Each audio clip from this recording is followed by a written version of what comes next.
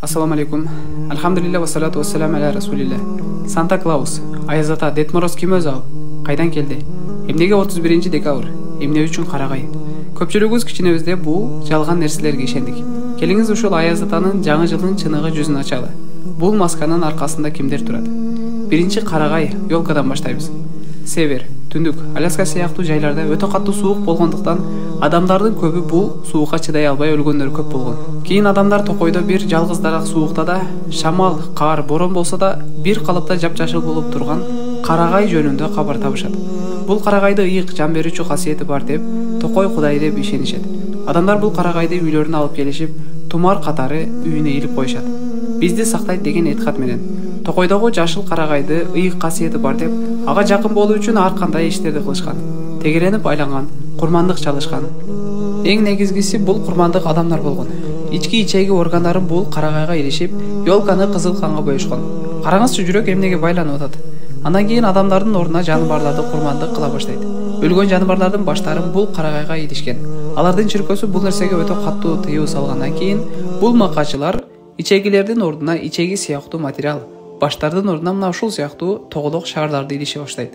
Азыр болсо ошол иттин, мышыктын, түлкү, кашкырдын маскасын башына кийишет да анан кийин ёлканы айланышат. Аллахым өзүн кечирбизди.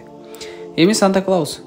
Бул Аяз ата Санта Клаус болуп таанылган персонаж 4-кылымда азыркы Туркиянын батышында жайгашкан Демир шаарында жашаган Николай Ганник деген исламга каршы киши болгон. Бул Николай таухид, жалгыз Кудайга сыйынууга каршы жана Иса алейхисаламды инсан эмес, Кудай экенин даба кылган киши болот. Бул Николай христиандардын 3 Кудай, Троица, Иса алейхисаламды Кудай, илах деп этикат кылууга каратылган Никея чогулушунда активдүү катышат. Кийинчерээк чиркөө аулиялардын катарына кошту бул инсанды. Ыйык Николай деп чакыра башташты. Тагыраагы Санта Клаус. Англис тилинде Санта сөзү ыйык, Клаус болсо Николай болуп которулат. Таухидти жок кылып, Иса алейхисаламды Кудай деген этикатка чакырыш үчүн колунан келгенче аракет кылат бул киши. Ал инсан жаш балдарды өтө жакшы көрүп, балдарга акча, үйлөргө баалуу нерселерди белек таштап кетип жүргөн. Андан кийин 12-кылымдарда бир адам пайда болду. Бул Николайдын тескерисин кылып жүрдү. Ал аксакалдуу киши болгон. Видеонун башында айттык. Карагайга адамдардын курбандык чалышкан деп. Аксакалдуу киши үйлөргө кирип, жаш балдарга белек берип, ушундай алдап, өзүнүн кабына салып, курмандык топтоп, ёлкага алып барып, курмандык кылып жүргөн. Азыр болсо бул мыккачы залымды жаш балдардын атасы деп, Аллахтан сурай турган нерсени ошол террористтен суратып, балдардын акылын өлтүрүп атышат. О адамдар, пайгамбар саллаллаху алейхи вассалам айтат: кимде-ким өзүн башка бир коомго окшотсо, акыретте ал ошол коомдун арасында тирилет дейт. Мындан ашкан жаман нерсе болобу? Кудай сактасын. Туугандар, дагы ушундай нерсе бар бизде.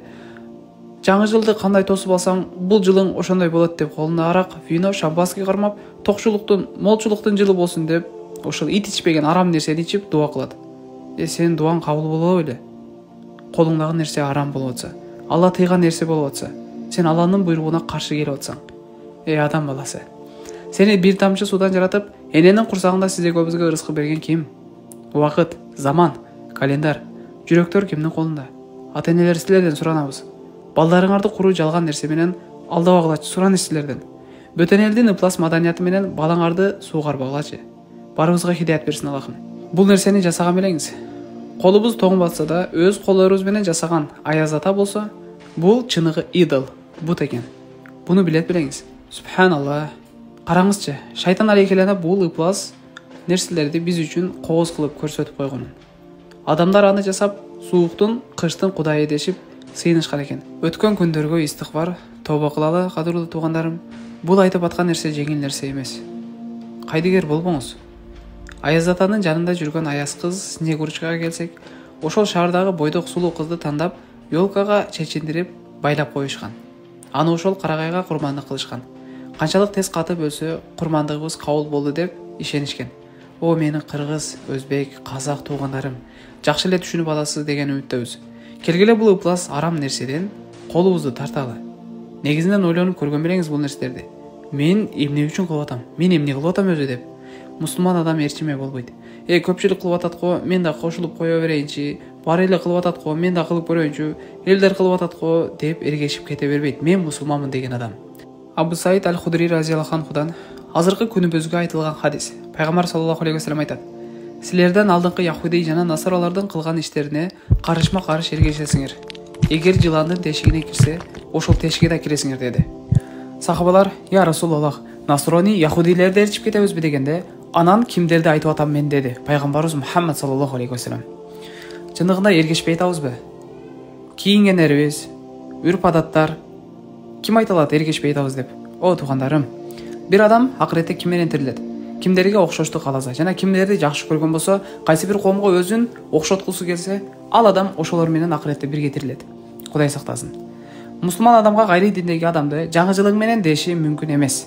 Аллахын Фуркан сүрөсүнүн 72-аятында айтат: "Алар жалганга күбө болушпайт" дейт. Христиандар 25-декабрь Иса алейхиссаламды төрөлгөн деп этикад кылышат. Эгерде сиз бир адамды ошо жаңы жылың менен десеңиз, анда ширкке өтө ыплас, өтө арам, өтө жаман нерсе болгонго сиз дагы шериктеш болгон болосуз, күбөлүк өткөн болосуз. Кудай сактасын. 25-декабрдан баштап 7-январга чейин булар биздин Кудайдын төрөлүшү деп майрамдашат. Бардыгыбыз билебиз, Аллахым ушу бизге Куранда кабар берген, Иса алейхиссалам кышында төрөлбөгөндүгү жөнүндө.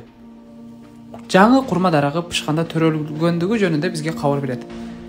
Кадырлуу тууганым, эгерде сиз бир адамды жаңы жылың менен десеңиз, ушул Иса алейхиссалам 25-декабрь төрөлгөн деп, бул ширк амалга күбөлүк өткөн болосуз, шериктеш болгон болосуз. Бул жеңил нерсе эмес. Кайдыгер болбоңуз бул нерсеге. Аллахым Куранда Маида сүрөсүнүн 2-аятында айтат: "Жакшылыкта, такыбалыкта бири-бириңерге көмөктөшкүлө. Ал эми жамандыкта жана душмандыкта көмөктөшпөгүлө" дейт. Кадырлуу сүйүктүү бир туугандарым, 31-декабрь бир жакшы нерсе болобу айтылачы? Жок. Алланын азабын келтире турган бардык жаман иштер ошол күнү болот. Фахш, мункар, зына, ачылбаган арактар ачылат. Ширк, милицияларын тикеден тик турат. Зулумдук, чоңдор кечинде кичинелерди кармалып не кылат, аракка сындырат же пивого сындырат. Бул нерсени мен жакшы түшүнөм. Зына, врачтарын тикеден тик турат. Бул нерселер бир гана адамдарга эмес, айбандарга дагы өтө чоң зарары тиет. Сиз үйүңүздө салют атасыз ысырап кылып, ал эми итиңиз болобу, мышыңыз болобу, тоогуңуз болобу, бир жака 4-5 күн жок болот. Ал күнү нафсти семиртип, шайтанды сүйүндүрө турган күн болот. Аллах азза ва жalla Куранда айтат: "Эй момундар, яхудилер жана насранилерди дос кылбагыла. Алардын кээ бирлери бири-бирине дос. Силерден ким аларга дос болсо, анда ал ошолордон" дейт. Акыретте ошолор менен бирге тирилип калбаңыз тууганым. Бул жаңы жыл деген үрп адаттарынан, бул баледен колду тартыңыз. Дагы Аллахым Куранда айтат: "Эй момундар, менин душманым жана силердин душманыңар болгон мушриктерди дос тутпагыла" дейт. Алардын үрп адаттарын, алардын майрамдарын бизге кыпынчалыктагы тиешеси жок болгон нерселерин алып келип майрамдап атабыз. Бул нерсе аларды урматтап, сыйлап, дос туткандын белгиси эмеспи?